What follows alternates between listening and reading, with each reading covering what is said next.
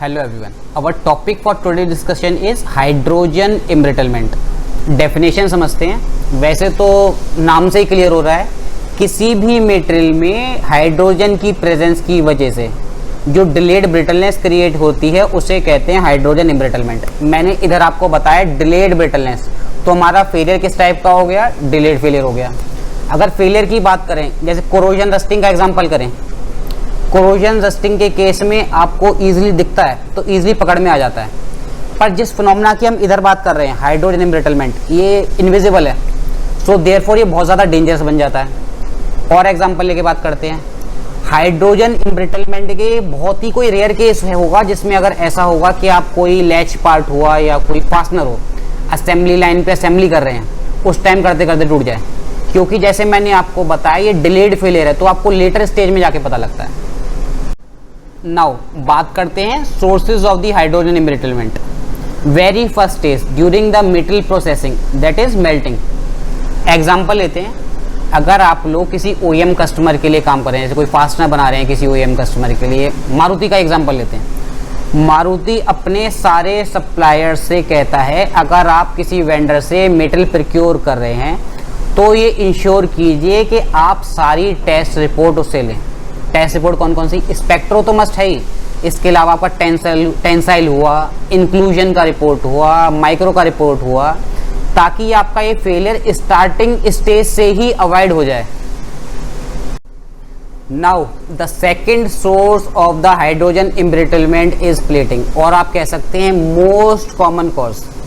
Plating के time दो time पे आपका हाइड्रोजन एंटर कर सकता है. पहला एसिड क्लीनिंग के टाइम पे, सेकेंड जिंक प्लेटिंग बाद में. दोनों ही स्टेज में आपका मेटल हीटेड टैंक में सबमर्ज रहता है, जिसकी वजह से आपका मेटल हीटेड टैंक में सबमर्ज होने के एक्सपेंड होगा और आपका हाइड्रोजन माइक्रोस्कोपिक ट्रैप्स में फंस जाता है. प्लेटिंग में एक और ऑपरेशन होता है कोल्ड रिंसिंग.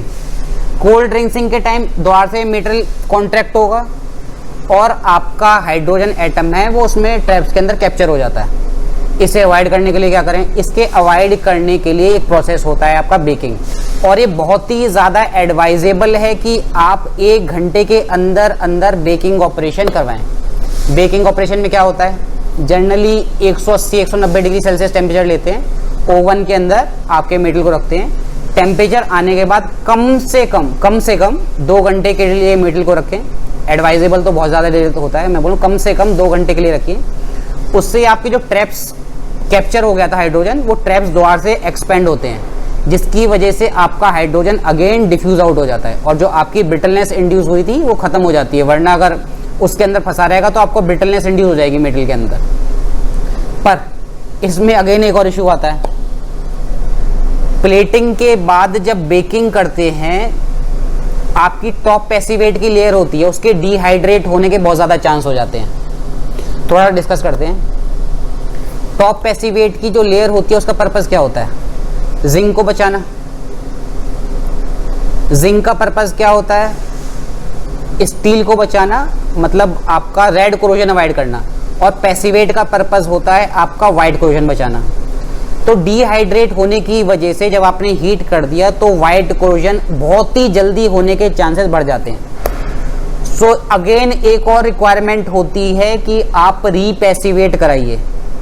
अदरवाइज आपका साल्ट स्प्रे टेस्ट होता है जिसमें वाइट कोरोजन और रेड कोरोजन टेस्ट होता है, उसमें आपका पार्ट क्वालिफाई नहीं करेगा. मेन अल्टीमेट एम हमारा क्या है कि कोरोजन की जो कोरोजन अवॉइड करना है, जो रिक्वायरमेंट्स हमारी फुलफिल करनी है. अगर थोड़ी सी कॉस्ट के चक्कर में, बचाने के चक्कर में रीपैसिवेट ना करा के आपकी रिक्वायरमेंट्स फुलफिल नहीं हो पाएंगी. तो ये आपको देखना है कि थोड़ी सी कॉस्ट बचानी है या अपनी कोरोजन रेजिस्टेंस की हमें रिक्वायरमेंट मेट करनी है. Friends, if you still have any queries, you can ask me in form of comments. I will surely try to resolve it. इसके बाद भी अगर आपको कोई हीट ट्रीटमेंट से रिलेटेड या EDM वायर कट से रिलेटेड भी क्वेरीज हैं तो वो भी आप कमेंट की फॉर्म में पूछ सकते हैं. मैं श्योरली रिप्लाई करने की पूरी कोशिश करूँगा.